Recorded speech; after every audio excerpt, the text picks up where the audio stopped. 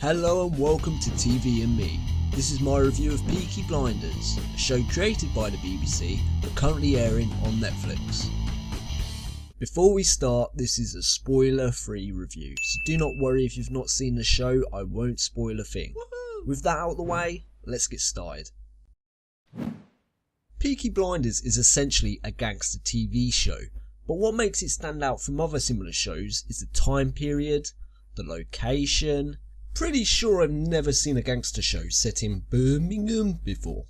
And of course the acting class that is on display in this dark, grimy tale of gangsters, family, power, love, and for some really strange reason, horses. Okay, it's not strange, it makes sense when you watch it. The show follows the Shelby family, consisting of 3 brothers, a sister, and their Aunt Polly.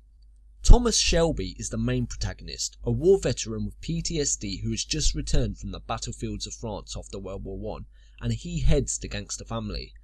The oldest brother Arthur is a nutcase, and to be honest, despite the atrocious things he does in this show, I actually really like him. He's a likeable nutcase. Does that make sense?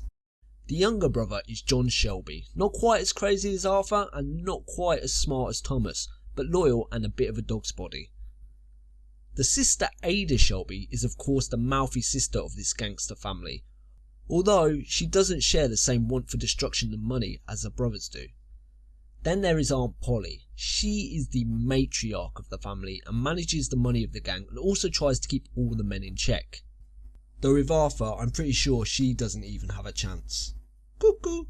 The other main characters in this show are Inspector Chester Campbell, played by Sam Niel. Yes, that is the Jurassic Park dude. Who is a cop from Ireland who doesn't play by the rules. And then there is Grace Burgess, a beautiful barmaid who works at the local pub and of course the love interest of a few men. There are a few more characters that have a significant part in the show, such as Tom Hardy who appears for a few episodes in season 2, but for time's sake I won't introduce everyone, I'll be here all day otherwise. With the introductions out of the way, I've just got to say, this gangster family is one of your nightmares. They lie, they cheat, they steal, then they beat you to a pulp and then bite your ear off for good measure. Despite all this, you actually end up loving them. The way this TV show develops the characters and lets you into their inner circle makes you feel a part of the family. And to a point, you actually feel sorry for them, despite the life of luxury they live among beaten down working class families. The relationship between the brothers is strong, despite the odd hiccup, and they all respect the matriarch Aunt Polly. Even though Tom Shelby often goes against her, he always takes her counsel on important matters. As I said before, this show basically follows the rise of this family as they go from small-time gangsters to big-time gangsters, and unsurprisingly, a lot of people get hurt along the way. Of course it isn't as simple as that, and between their sister Ada and the menacing Inspector Campbell, the Shelby boys do not have it all their own way. Inspector Campbell is played superbly by Sam Neill and is genuinely terrifying. The back and forth between him and Cillian Murphy is fascinating. There is tit for tat, one trying to use the other for their own personal gain, and of course because of that there is extreme tension and a high stakes game of power play between them, which is just riveting to watch. Every scene the two have together, you wonder who is going to walk out on top.